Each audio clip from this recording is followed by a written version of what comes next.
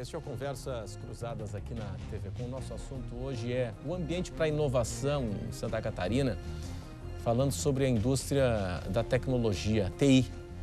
E é uma indústria limpa, é indústria sem chaminé, provavelmente maior arrecadadora de ISS de Florianópolis. E nós estávamos discutindo aqui o ambiente para o fomento desse segmento, mas será que nós temos um apagão da mão de obra? O senhor disse que não. Alguém acha que nós estamos próximos de um apagão? O senhor enfrenta essa dificuldade lá? Nós enfrentamos, sim, essa dificuldade. Mas eu queria só fazer um comparativo, que os números não mentem. Enquanto o nosso querido Brasil cresce 0,3% do PIB ao ano, as empresas de tecnologia de Florianópolis vêm crescendo 20% ao ano. 20% ao ano. Então, obviamente que a demanda também é grande. Então, eu considero que nós temos boas instituições de ensino. É uma grande oportunidade para os jovens, porque lá no primeiro, segundo ano, eles já têm oportunidade de serem introduzidos ao mercado de trabalho. Obviamente que eles vão iniciar com um salário compatível dentro da sua formação, do conhecimento que tem. A empresa tem que investir muito para deixá-lo preparado, mas tem uma grande carreira pela frente. Sim. Então, eu penso que, como também é uma indústria nova, ele é pouco divulgado, porque muitas vezes até eu brinco, digo o seguinte, que o pai normalmente quer que o filho seja médico, advogado, engenheiro, jornalista, né? Mas dificilmente ele vai ser bacharel em ciência da computação, porque ainda é uma profissão pouco E é um curso difícil, né? E é também. É um curso que tem que estudar, né? Jornalismo não precisa estudar muito, né? Certas habilidades. Tem que estudar um pouquinho mais, né?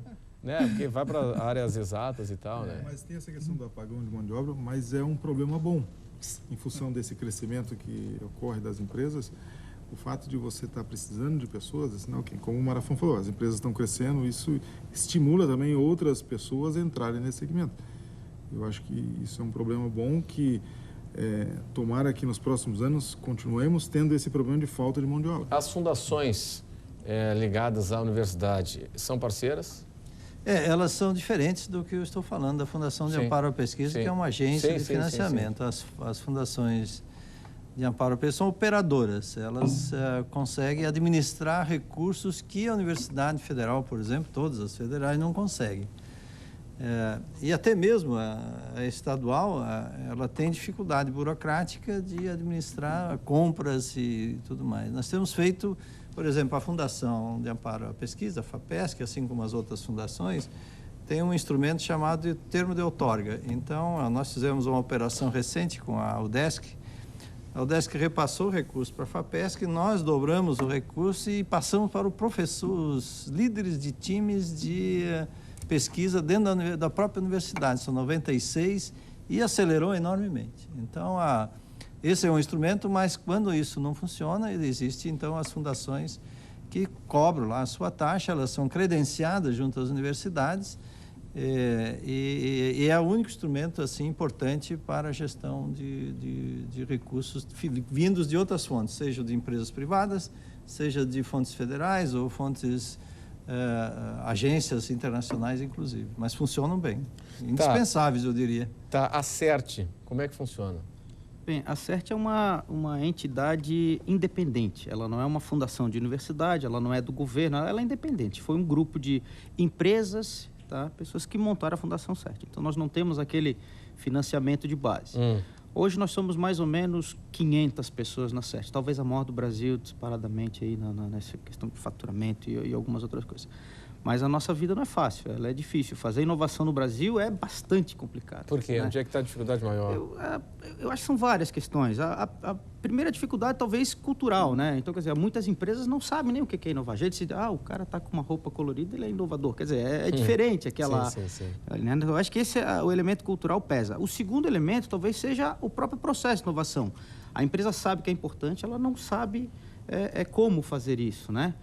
E o terceiro, talvez seja o ambiente, o ecossistema de inovação, que é bastante complexo, né? Assim como nosso ambiente de negócio já é complexo, o ecossistema também é bastante complexo. Santa Catarina, eu acho que disparado, nós estamos na frente do resto do Brasil em termos de ambientes de inovação. Quer dizer, a gente tem uma universidade forte, nós temos vários centros de tecnologia, nós temos as incubadoras de empresas que ajudam as pequenas empresas a inovar, nós temos programas como o Sinapse da Inovação, que busca apoiar os empreendedores que querem formar a sua empresa inovadora, nós temos os parques tecnológicos, né? Não só Florianópolis com o Sapiens Park, Parque Tec Alpha, mas Joinville, Chapecó, Jaraguá, tal. Quer dizer, isso está se espalhando, tal. Eu acho que a nossa infraestrutura de suporte à inovação ainda é bastante rica, mas o ambiente ainda é bastante complexo. Eu queria adicionar, Igor, assim, tem um componente aqui que atrapalha muito, que é a burocracia, né? Nós vivemos num ambiente burocrático excessivo, os custos são elevados, o processo é moroso, isso em outros países foi totalmente resolvido. Pois é. Há uma expectativa agora, o CONFAP, que é a entidade que eu presido, apresentou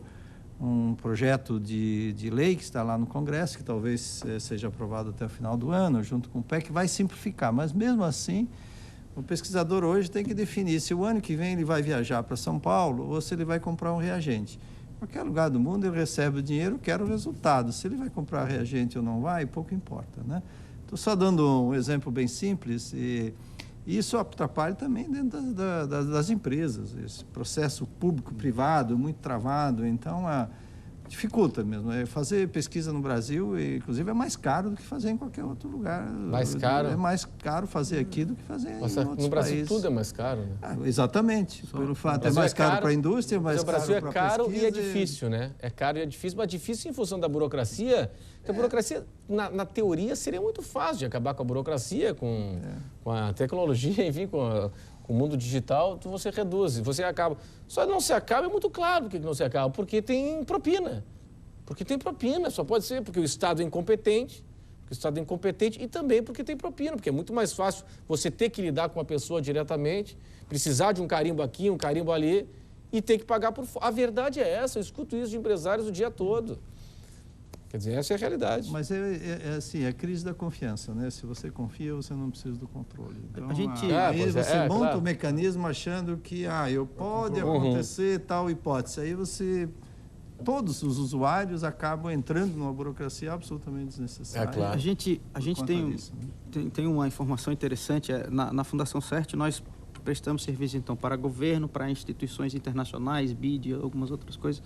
A nossa estimativa de custo para fazer prestação de contas, tudo para governo, a burocracia que o senhor está dizendo, é em torno de 25%.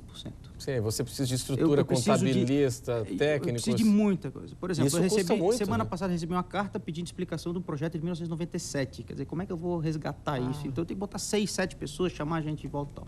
Coisa que, para mesmo tipo de projeto para entidades internacionais, o custo da burocracia diminui aí para 9%, 10%. E aí nós perdemos competitividade, né? E para a inovação, você precisa ter o relacionamento da indústria com a universidade. E essa burocracia, você não consegue o mesmo timing da indústria com a universidade. Então, se você tem todo esse mecanismo de controle, toda essa prestação de contas, você muitas vezes se perde nesse tempo e a empresa não pode esperar isso, a indústria não pode esperar isso. Então, mas ninguém quer cortar mecanismos de controle, fiscalização de preço, controle de gás, ninguém quer cortar isso, né? A questão é que dá para fazer de uma forma mais ágil, né? Mas olha só, dentro da pesquisa, o grande investimento, o grande custo é o pesquisador. Qualquer tempo que ele perca na burocracia, os 15 minutos, 1 hora, 2, 3 dias, tem um custo elevadíssimo, né? Depois, o pesquisador ele não compra produtos em grande escala, você não vê nenhum pesquisador envolvido numa grande compra ele compra o equipamento que precisa comprar e acabou, né? Então, o papel dele não é esse. Então, essa visão que você encontra em outros países mais desenvolvidos, ainda nós temos que avançar bastante, né? E aí, claro, né, seria muito mais fácil. Eu conheço, por exemplo, empresas brasileiras que preferem pesquisar nos Estados Unidos, além das restrições legais, por exemplo, fazer ensaios pré-clínicos, né? A Anvisa, isso leva 2 anos, você não consegue. Já passou o trem, né? Já passou, então o que faz? A empresa vai lá nos Estados Unidos, em 3 meses, tem lá uma comissão de técnica, comissão de ética, investe lá fora e vai. Mas a empresa brasileira está investindo lá fora, porque lá fora é mais fácil. É mais fácil, é mais rápido. E o que isso representa de fuga de capitais para a gente aqui? Não representa muito, mas eu acho que o que interessa para nós é a oportunidade que você tem, né? Quer dizer, a gente deixa de fazer empregar gente de qualidade. Exato. Deixa de ter o controle intercâmbio aqui, do conhecimento, né? A circulação mais, do conhecimento, né? Isso é terrível. Então, por isso que essas questões precisam ser também resolvidas. Quando a gente fala em pesquisa, todos nós dissemos, sempre aportamos, o dinheiro é pouco, tá certo. Mas se você tirar os entraves, com o mesmo dinheiro você consegue duplicar a sua tarefa, né?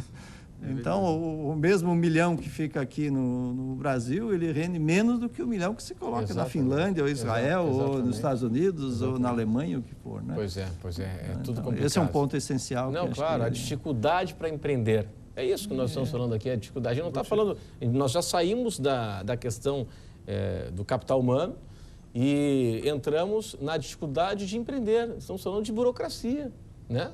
E nem falamos aqui, os senhores nem reclamaram muito aqui de questão tributária e tal. Não, a gente está falando aqui de papelada, de carimbo, de autorização. O senhor falou, vai fazer uma pesquisa na área médica, em vigilância sanitária e epidemiológica. Não termina nunca. Vamos para o intervalo, até já.